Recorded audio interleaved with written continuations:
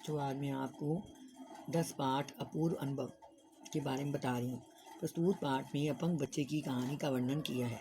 किस तरह से एक लगातार बालक अपनी मन की इच्छा को पूरा नहीं कर पाता, लेकिन एक अच्छे दोस्त के साथ मिलकर संभव कार्य को भी संभव किया जा सकता है।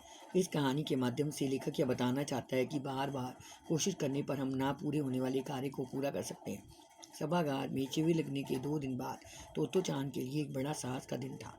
उस दिन उसने यास्की चांद को मिलना था। इस बात का पता ना तो तोतो चांद के माता पिता को था, ना ही यास्की चांद के। उसने यास्की चांद को अपने पेड़ पर चढ़ने का मौका दिया। यास्की चांद को पोलियो था, वह किसी पेड़ पर नहीं चढ़ पाता था। तोतो चांद उसे पेड़ पर चढ़ाना चाहती थी। तोतो चांद ने चौकीदार की चप्पड़ से सीढ़ी को लाकर पेड़ के तने के सहारे लगा दिया और कहा, अब ऊपर चढ़ने की कोशिश करो। लेकिन हाथ पैर कमजोर होने के कारण वह बिना सहारे पहली सीढ़ी पर भी नहीं चढ़ पाया। तोतो चांद ने पीछे से धक्का दिया, पर वे अपने काम में सफल नहीं हो पाई।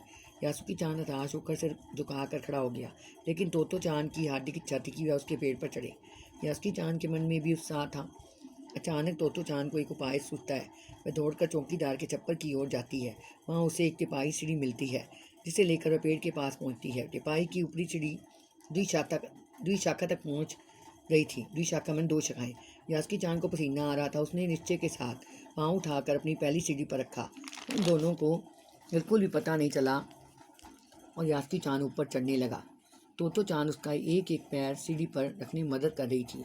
इस तरह पूरी शक्ति के साथ जूझते हुए ऊपर तक पहुंच गया, पर अचानक सारी की हुई मेहनत बेकार लगने लगी। यासुकी चांद सीढ़ी थामे तोतो चांद की तरफ ताकने लग गया। उसने यास्की चांद की पोलियो से पिचकी उंगलियों वाला हाथ अपने हाथ में लिया और पेड़ की रूसी तरफ खींचने लगी।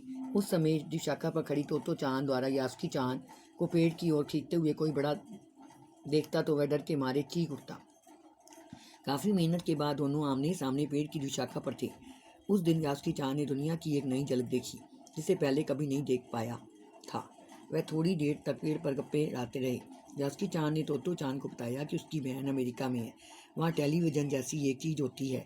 जब वह जापान में आ जाएगा, तब हम बैठे बैठे सुमो कुश्ती देख सकेंगे। तोतो चांद उस समय तो यह बात समझ ना पाई कि यास्की चांद के लिए जो कहीं दूर तक चल नहीं सकता, उसके लिए घर बैठे चीज़ों को देख लेने में के क्या अर्थ है।